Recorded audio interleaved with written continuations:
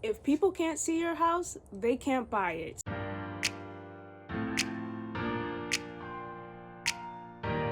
So in today's video, we're going to be going over the secret sauce, the steps to selling a house by owner. I recommend hopping online just to see, what's been selling in your neighborhood and how much it's been selling for.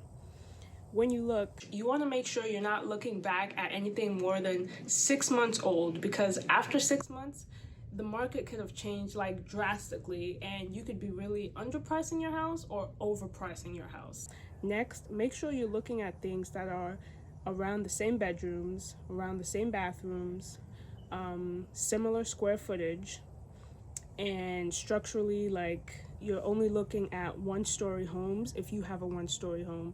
Don't compare your one-story house to a two-story house, because that's just going to throw off the calculations. This step is one of the most important steps because if you price your home incorrectly, it's going to sit on the market for a really long time.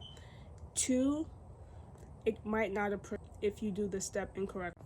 Now it's time for you to gather up some information on your house. You have to go like old school detective and really get the information that buyers are going to ask for and that's needed to really properly get the paperwork out for your house.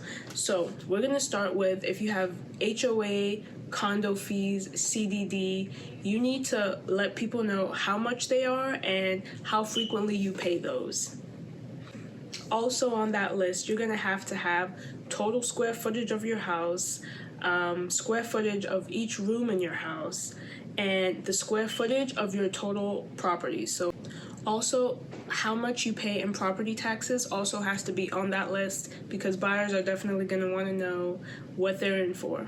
It might not be the same for them given if you have a homestead act like we have here in Florida, but they still want to know around how much you're paying in property taxes. So make sure you have that information for them. Also, you want to make sure you have what year your home was built in. Next, you want to make sure that you have a list of improvements that you've done in the house. So what you did, when you did it, and how much it cost. This is really going to help in what we talked about on the earlier step in market research, because then you could really better get an understanding of where you can price your house. All right, now that we have that list going, now is the perfect time to do any renovations. If there's something that's out of whack, or that there's something that's it's looking a bit dreary, a bit old, outdated, you have that list of things that you did. Look at what you didn't do.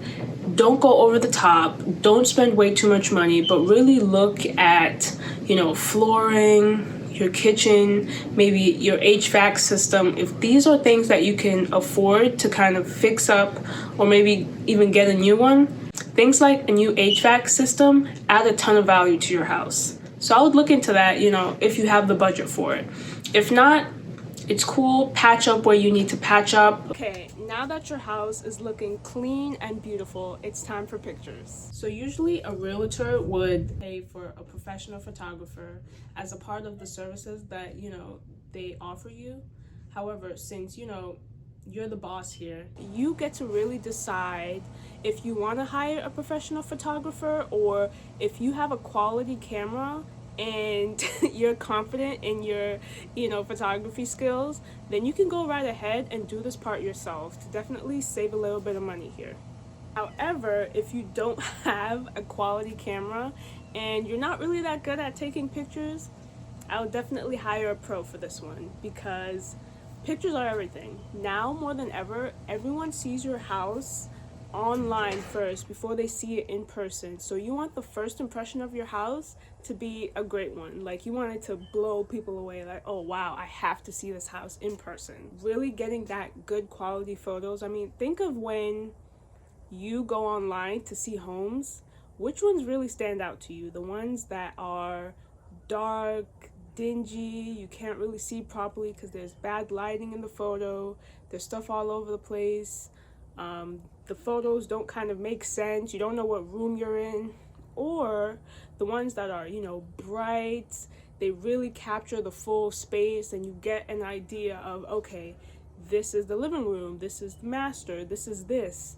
those type of photos are what are going to help you sell your house. So this is a new one. If your house is over 300,000, maybe even over, like 250, I recommend looking into getting a drone. Go on Zillow, go on Realtor.com or the Keller Williams app, and look at the pictures that you see. When you look at the pictures and you see one that's like above the house, that is drone photography, and that is becoming really popular in the higher priced homes. So if your home is, gearing towards that 300 mark and above, you're going to want to look into drones.